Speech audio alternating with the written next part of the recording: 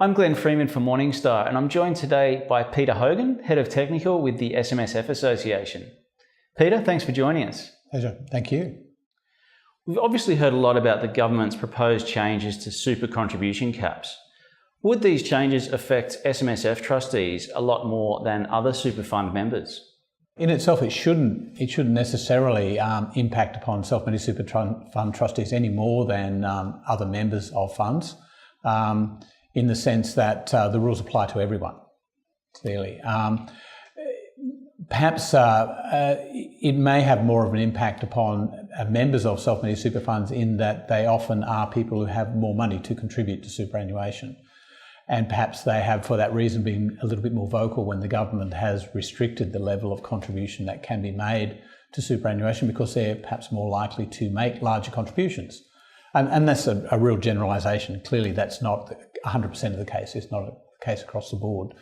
But certainly, if you look at, for example, average account balances of members of self-managed super funds who are also trustees of their funds, they are much larger than many of the other alternative superannuation arrangements out there. That's clearly not just investment return, that's also the ability to put additional amounts of money into superannuation as well. So in that sense, yes, advisors of trustees of self-managed super funds are often talking and emphasising the limitations as they change, particularly when they are reduced, as the government currently proposes to do from 1 July 2017. We also feel that perhaps the reduction, particularly for the over 50s, is something that might influence or have an impact upon self-managed super fund members and trustees, perhaps a little more. But again, we feel that across the board, many people in their 50s and early 60s, when they get closer to retirement, have a greater ability to contribute regardless of the superannuation arrangements they have.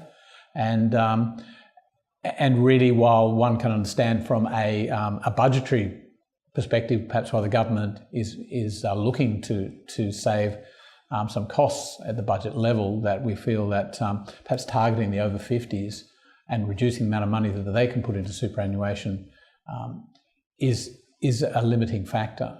Having said that, of course, one of the other proposals the government put forward is these catch-up contributions for people who have less than $500,000 inside their superannuation fund.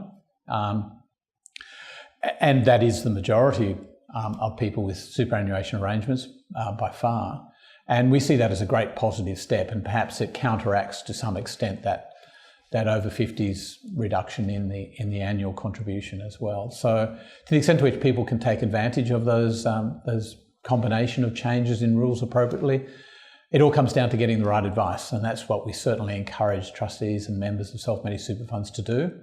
And just leaving aside Budget 2016, what, in your view, is the most complex part of being an SMSF trustee? It is very much a case for trustees of getting a good understanding of what the rules are and what they can and can't do with the assets of their superannuation fund, because clearly, unlike any other superannuation arrangements, a member of a self-managed super fund is also a trustee of their fund. And with that comes responsibilities as trustee to manage their fund appropriately. And it's perhaps having a full understanding of what those responsibilities entail, which can cause problems for trustees of self-managed superannuation funds if they don't seek the right sort of advice. And in fact, that's, as an association, I spoke earlier of our increase in, or hoping to increase the knowledge of trustees of super funds. Our first port of call is actually emphasising what those trustee obligations are going forward and trying to make sure that there's plenty of material out there available and accessible to them for them to help them understand exactly what those responsibilities are and therefore the implications of what that means for them when they're looking at administering and operating their self-managed superannuation fund. Clearly a very, very important area as we see as an association. Now, Peter, do you believe that there is a lack of diversification in SMSF portfolios?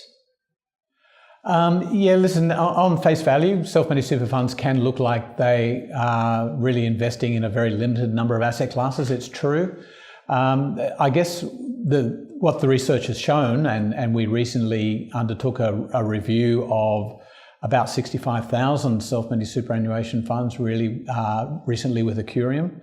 an actuarial firm, and we looked at those funds who were in, or which were in pension phase. At least one member was in pension or drawdown phase, and looked to see where they invested their money and whether the fact that they were in retirement phase as such, whether that changed the way they invested their money or not, and what their returns were. And the interesting thing was, I suppose, that the median return, not the average return, but the median return, which we felt perhaps better reflected the return of the fund, was still about 4.2% for the 2015 year.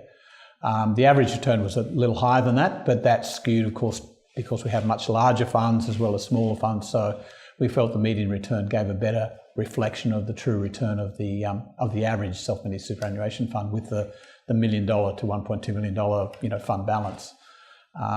And so that's not a bad return, even though these people are in pension phase, even though they perhaps tend to hold a bit more cash. They have the obligation to carry more cash to meet their pension liabilities as they fall due as well. So we thought that was indicative of a fairly well-rounded sort of investment return and some well-rounded investment decisions. And what came out of a lot of that research was the flexibility that self-managed super fund trustees had to respond to changing economic conditions, personal fund member conditions. There can be lots of reasons why trustees would choose to change their investments, and we just saw with the self-managed super fund sector there was a great degree of, as I said, flexibility to move around between investments. Having said that, there's still great opportunities to allow self-managed super fund trustees with the right sort of investment opportunities to diversify further. And I don't think anyone would argue that that's not a good thing. Quite the opposite. I think that's a great thing personally. And if we could move to other areas that have traditionally been difficult for self-managed super fund trustees to invest in, because perhaps you needed to be a wholesale investor with anywhere from $500,000 to $5 million as an entry investment into certain wholesale investments and so on, clearly beyond the realm of an individual self-managed superannuation fund. Corporate bonds, there are a whole number of different products and investment opportunities out there which are difficult for self-managed super fund trustees to invest in at the moment. It would be interesting to see how M funds go, given that the managed funds have traditionally not been a popular investment with trustees.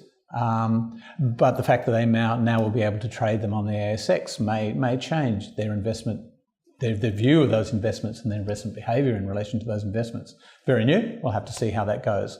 But that's those sort of innovations and initiatives, I think, are areas that will, I think, over time change the way self-managed super fund trustees invest their money. Peter, thank you very much for joining us. Pleasure. It's great to talk to you. Thank you. I'm Glenn Freeman for Morningstar, and thanks for watching.